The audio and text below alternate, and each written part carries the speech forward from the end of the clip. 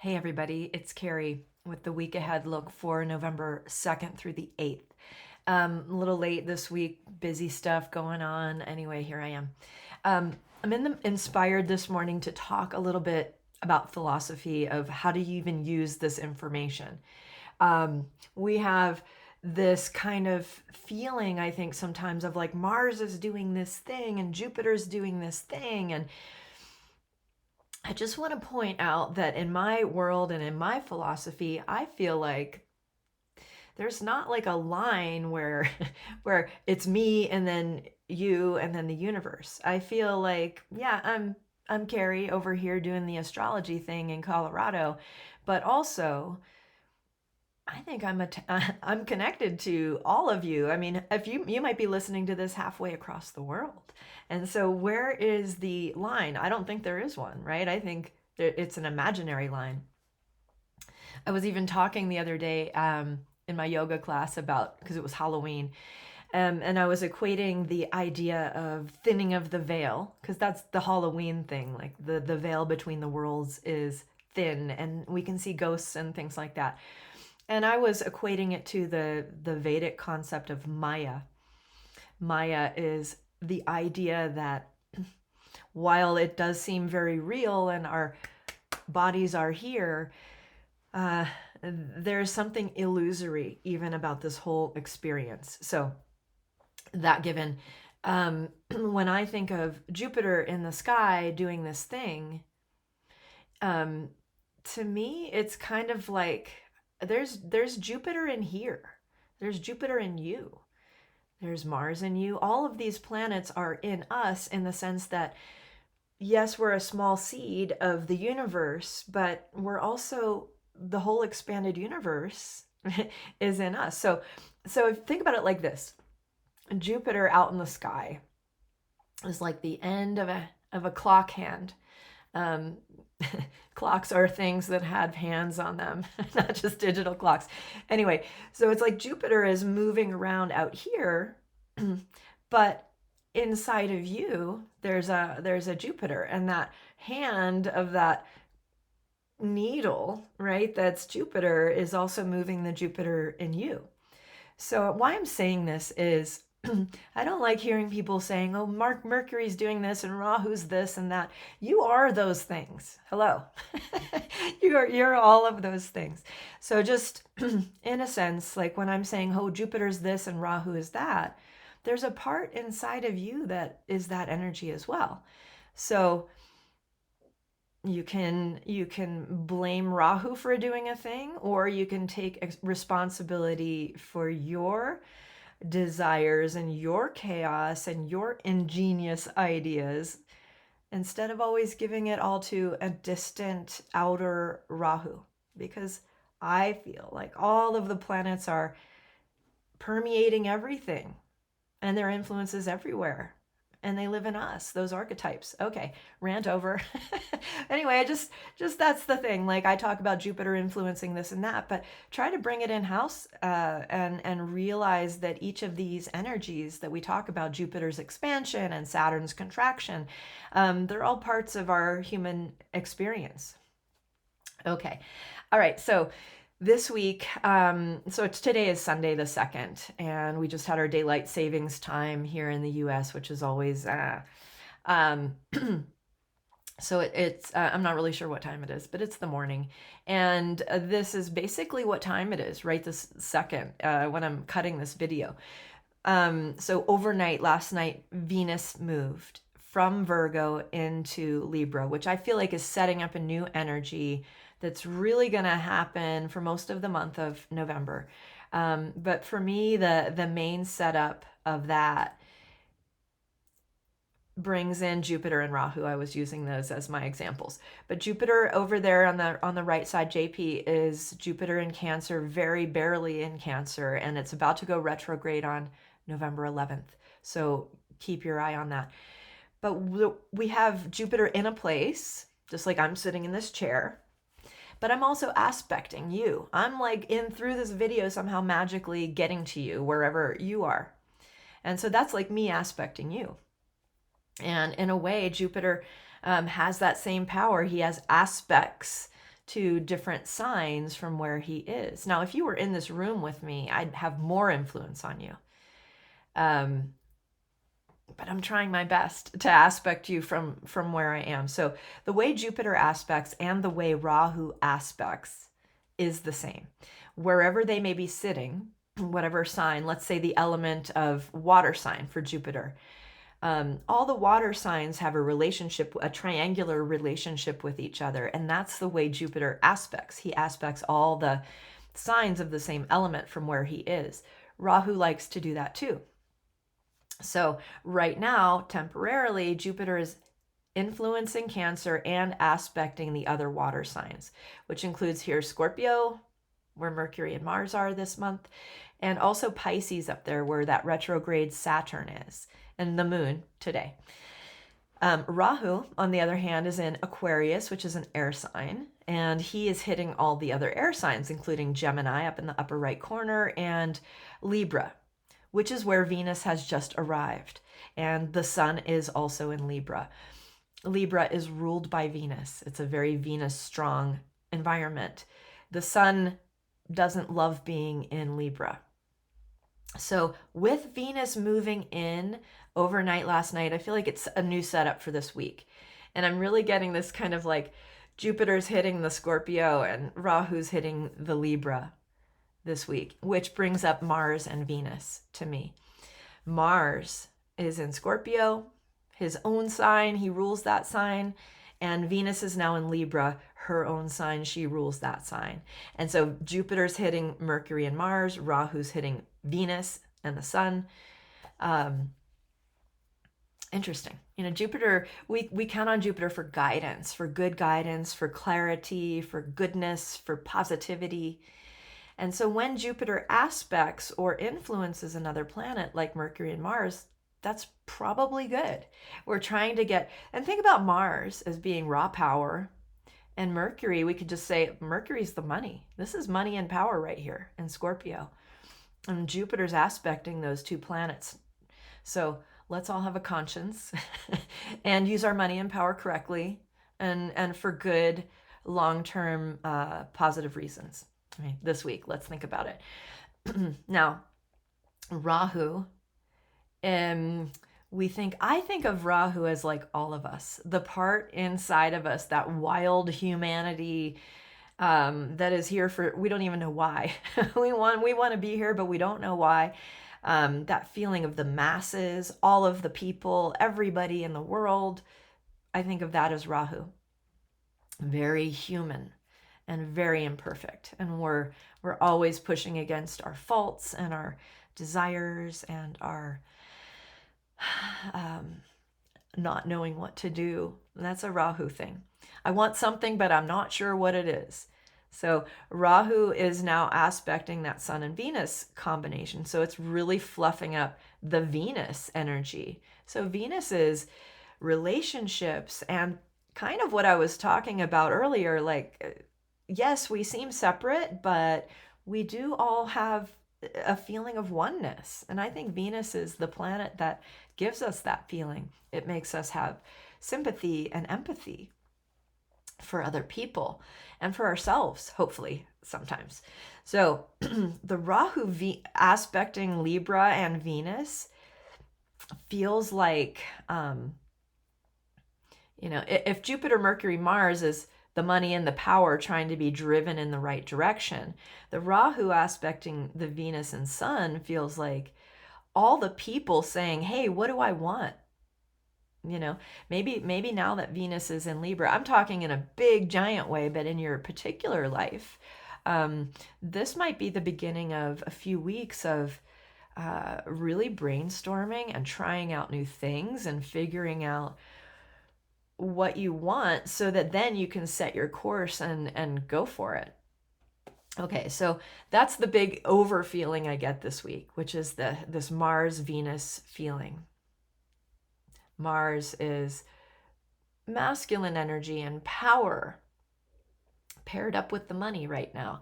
And Venus is relationships and contracts and what is my role? What is my social responsibility? What is the government's social responsibility? The government being the sun.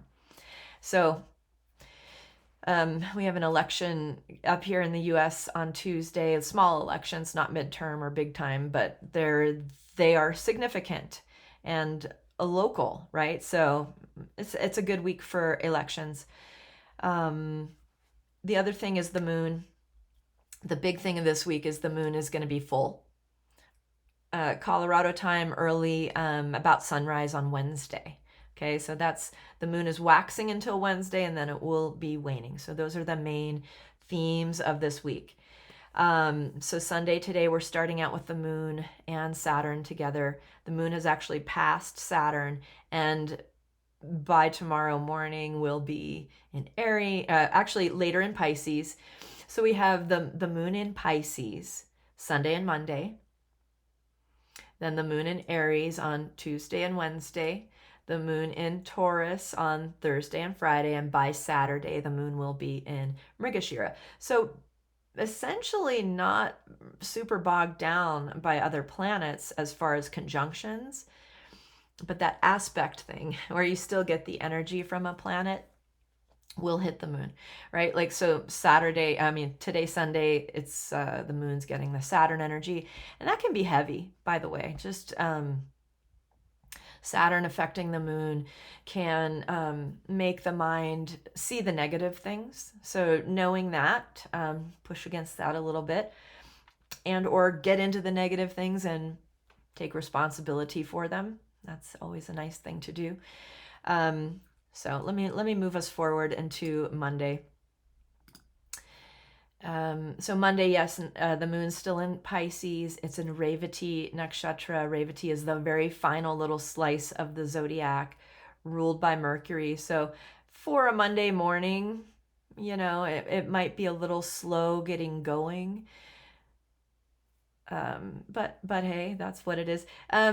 But remember, Jupiter, I said, was aspecting Mercury and Mars. It is also aspecting the Saturn and Moon very lightly in Pisces. So you might, tomorrow on Monday, you might have that feeling of really pushing against, wanting to be positive, but struggling. Welcome to the club. Okay, so Tuesday and Wednesday, we're going to have Moon in Aries. On Tuesday, this moon is in Ashwini Nakshatra, which is ruled by Ketu, and the Ashwin Kumars, which are known for magical healing powers. So Tuesday is a good day for health stuff and medical stuff. And relatively, the moon in Aries on Tuesday and Wednesday doesn't get too many aspects. So that's interesting. I like that. I like when the moon is kind of flying by itself. Yeah.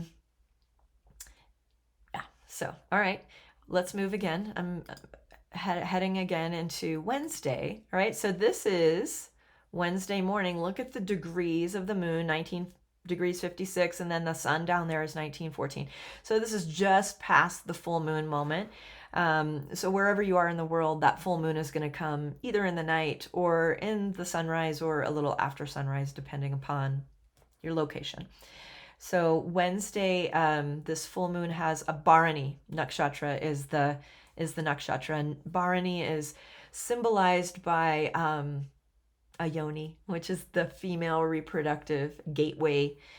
So the feeling of birth and rebirth and creation is very strong with Bharani. Again, I think it's a pretty good day for taking care of yourself, medical procedures, all of that kind of thing. So big full moon energy. And Bharani is associated with Venus. And it's an interesting combo because it's entirely within Mars's environment of Aries. The fiery hot Aries has inside of it this Bharani, which is the feeling of creation and birth. Pretty cool. And the sun aspecting the moon exactly is what the full moon is. It's the moon catching the full light of the sun. Accompanying the sun is Venus. So we've got Venus kind of shining. There's aspects across the board for Venus and the sun and the moon. It's the only way they aspect, by the way. Across. Opposite. So both Sun and Venus are aspecting the moon, vice versa. That channel of the Mars-Venus energy is really opened up on Wednesday with that full moon. So I talked about the Mars-Venus thing. Mars is masculine, Venus is feminine, Mars is power, Venus is connection. Very passionate planets together don't always agree on how we should do things, but they want to do something. So that feeling of starting to gear up, especially on Wednesday with that full moon energy, even though you can't complete or do something this week, if you can't, just write down your ideas and get organized, right? So there's a lot going on, actually. Okay. This is Thursday. So Thursday, Friday, we're going to have the moon in Taurus, which is Venus's sign, Venus's earth sign. Now we're getting into the moon getting aspects, even though it's alone. And by the way, moon in the early degrees of Taurus like that on Thursday is considered exalted. That's a very positive thing. If you feel emotional, let it ride. I mean, tears are good. They are cleansing. But so the moon is alone, but now you can see that opposition between Scorpio and Taurus. We're getting the Mercury-Mars aspecting the moon and vice versa. And Saturn. Saturn actually aspects Taurus from Pisces. And now look, Saturn has that underline, it's still retrograde, and it's in the very, very early degrees of Pisces. Next week, we're going to talk about Saturn and Jupiter a little bit more, because on November 11th, Jupiter is going retrograde. So that's interesting. But for now, Saturn aspecting the moon, and Mercury and Mars aspecting the moon, and we're talking about Thursday and Friday. That's a lot of energy. Saturn is could be a good reality check, actually. So that feeling of, oh, I really want to do this. Should I just go for it? Maybe you should. But use the Saturn barometer in a way of like, what will be the long-term effects of this? How quickly should I jump? Should I be spontaneous and reckless, or should I be cautious? So case-to-case basis. Anyway, Saturn's coming into the moon. Mercury and Mars are both aspecting that moon. That is Thursday and Friday. This is Friday. You'll see that the moon is still in Taurus, but it's a little bit later. It's in the its own, nakshatra of Rohini, still getting the aspect of both Mercury and Mars and Saturn. So Thursday and Friday, honestly, you could be very creative and social. Just watch what you say. Don't let the frustration get you. And Saturday, moon gets to Gemini. This is Mrigashira Nakshatra. Mrigashira's symbol is a deer or a deer's head, but I think of it as just a deer. I have a lot of deers here in my local yard, honestly. So I watch them a lot. And the thing with a Mrigashira and deer is it's a feeling, it's called the wandering star. And I think, deer are that way. They don't just like set up a house and stay there. They wander and move and follow the wind and they're heard. But to us, it seems like, oh, they're constantly searching. They're looking for food. They're constantly moving. So there's a restlessness that comes with Mrigashira.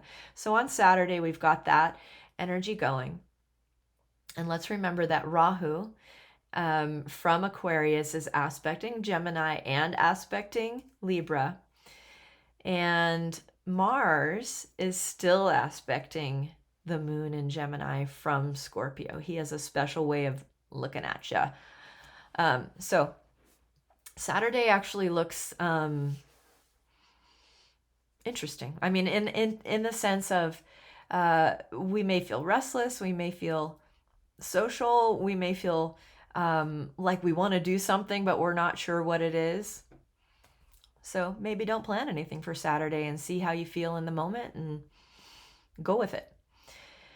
So that's what I've got for you guys this week. I hope these, again, are helpful. I love when you comment and let me know how it's going for you, or what you'd like to see. I will get to my other videos. I promised, like, how do you read this thing? And I'll probably do something with Gavin Newsom's chart. But I have a visitor, so I'm distracted. Anyway, I hope you have a great week. Thanks a lot for tuning in, and I appreciate you watching. Take care of yourselves.